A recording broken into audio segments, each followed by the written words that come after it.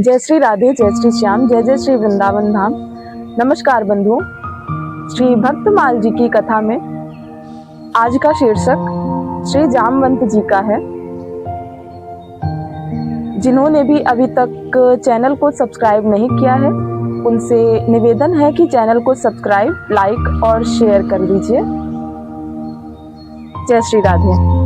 भक्त भक्ति भगवंत गुरु चतुर नाम वपु एक, इनके पद बंदन किए नाशत विघ्न अनेक। श्री राधे। ऋक्षराज जामवंत जी ब्रह्मा जी के अवतार कहे गए हैं। एक रूप से सृष्टि निर्माण करते करते दूसरे रूप से भगवान की आराधना, सेवा और सहायता की जा सके, इसी भाव से जामवंत जी का अवतरण हुआ। सीता जी की खोज में हनुमान जी के निरंतर ये साथ में ही रहे।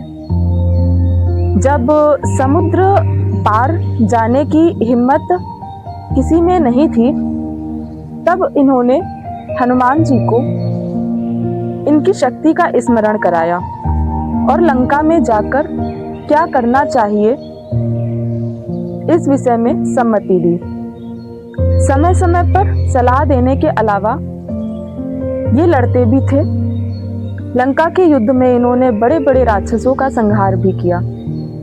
भगवान राम के चरणों में इनका इतना प्रेम था कि उनके अयोध्या पहुंचने पर वहां से अपने घर जाना इन्होंने अस्वीकार कर दिया और हट किया कि मैं आपके चरणों को छोड़कर अन्य कहीं भी नहीं जाऊंगा।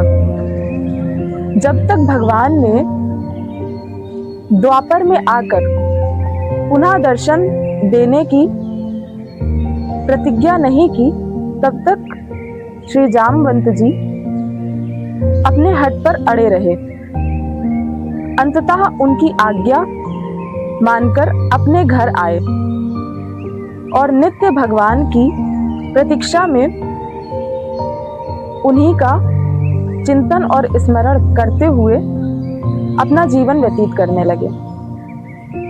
द्वापर में श्री कृष्ण अवतार, जब ठाकुर जी का अवतार हुआ, उस समय द्वारिका के एक यदुवंशी सत्राजित, जिन्होंने सूर्य भगवान की अत्यंत आराधना करके एक मणि का वरदान प्राप्त किया था, वह मणि श्यमंतक मणि थी।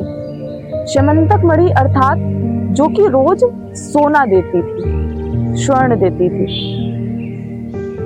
एक दिन श्यमंतक मणि को पहनकर सत्राजित का जो छोटा भाई था प्रसेन, वह जंगल में शिकार करने गया।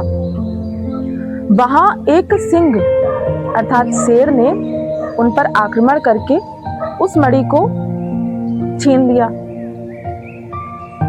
उसके बाद ऋक्षराज जामवंत जी ने उस शेर को मारकर वह श्यमंतक मणि हासिल कर ली। इधर द्वारका में यह अफवाह फैल गई कि ठाकुर जी को वह मणि अत्यंत प्रिय थी, अर्थात ठाकुर जी ने उस मणि को चुरा लिया है।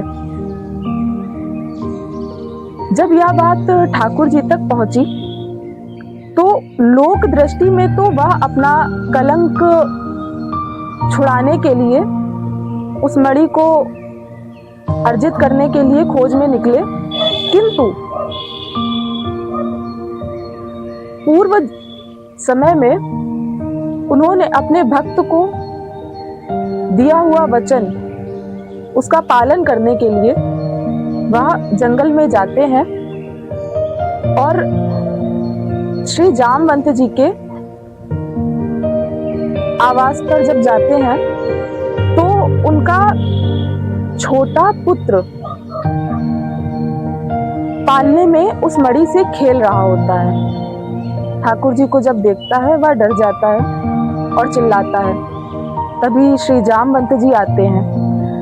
वह ठाकुर जी को पहचान नहीं पाते हैं कि यह भगवान स्वयं आए हैं अपनी प्रतिज्ञा का पालन करते हुए, और जामवंत जी और ठाकुर जी में 24 दिनों तक युद्ध चलता है। उस युद्ध में कोई हार नहीं मान रहा होता है। तो ठाकुर जी जामवंत जी को एक घूसा मारते हैं। जिस प्रकार जैसे ही उनको मारते हैं वैसे ही वो धरती पर मूर्छा खाकर गिर जाते हैं। पर जब उनको होश आता है तो वह स्मरण करते हैं कि इस प्रकार मुझे श्री भगवान ही मूर्छित कर सकते हैं, अर्थात ये भगवान ही हैं। मुझसे बड़ा अपराध हो गया कि मैं इनको पहचान ना पाया।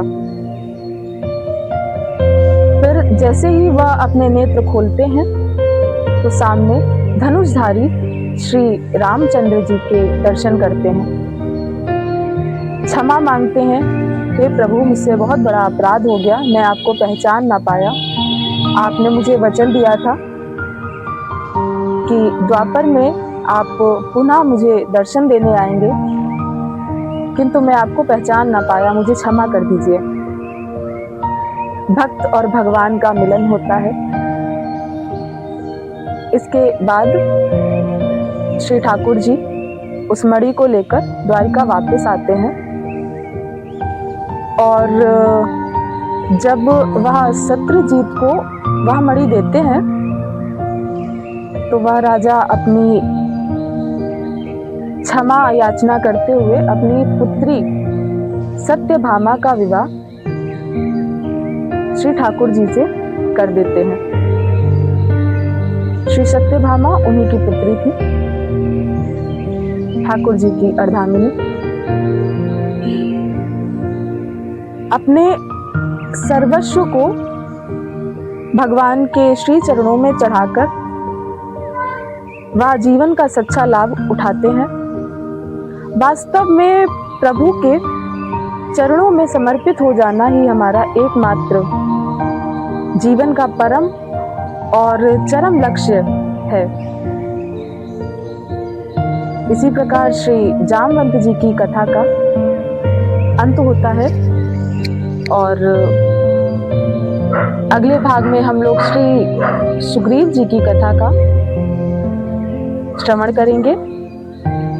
उसके बाद अन्य भक्तों और अन्य संतों के चरित्रों का बहुत सुंदर वर्णन श्री भक्तमाल जी की कथा में आएंगे। तो कृपया करके आप लोग वीडियो के माध्यम से हम लोगों तक जुड़े रहें और हम लोगों को अपना सहयोग प्रदान करते रहें। जय श्री राधे।